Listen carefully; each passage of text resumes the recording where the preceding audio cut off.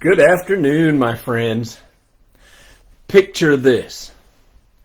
You come into work and you're walking down the aisle and you're approached by the plant manager who proceeds to angrily ask you what you have been doing for the last week. Before you can get a word out, they begin to escalate their volume and sheer meanness of their words.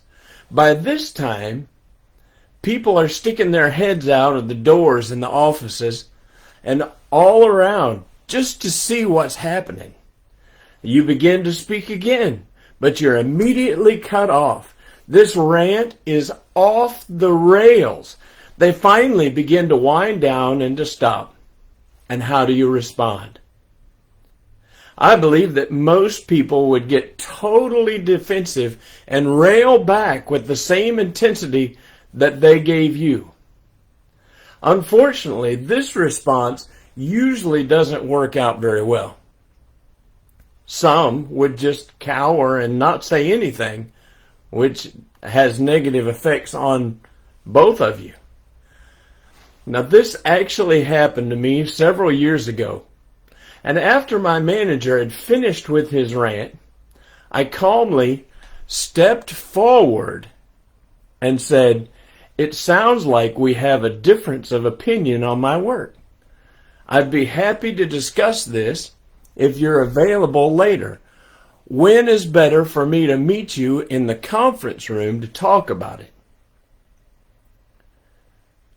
Now, as a result of my response, the situation was totally diffused. We met and talked, and afterwards we're never at odds like that again. This person had loved to get in people's faces and scream and spit and yell to get his point across, and he was very well accustomed to the other party getting loud and defensive as well. Tuesday morning, yesterday, I talked about the 6 basic human needs: the need for certainty, diversity, significance, connection, growth, and contribution. Everything that we do and how we react is tied to one of these basic needs.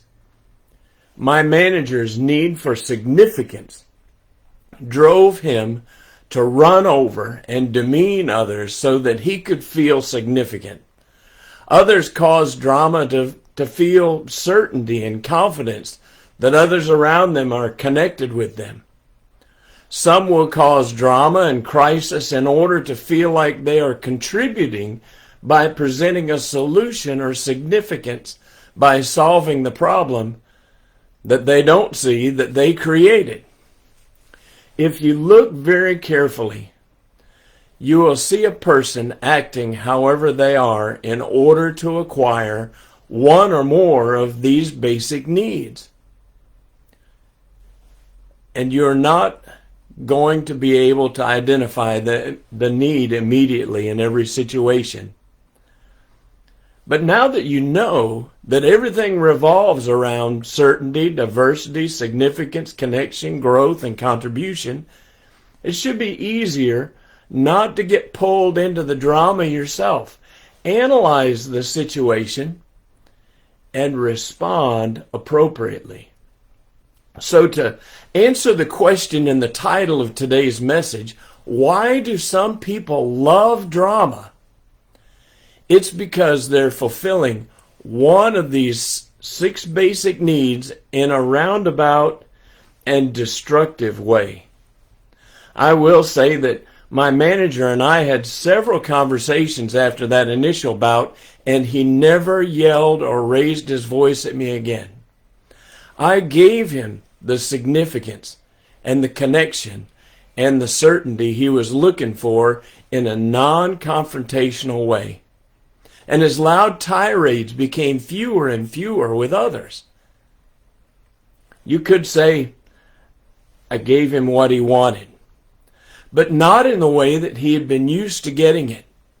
Now, I'm no guru or counselor, but I can help coach a person who is having trouble with a situation that's impairing their life. That's part of what the Big Life Revolution coaching can do for someone who needs help. And I hope this has been helpful for you and that you'll share this message with your friends. I hope you have a wonderful evening. I love y'all. I'll see you tomorrow morning where we'll talk some more about how to diffuse this drama. Take care. Mike out.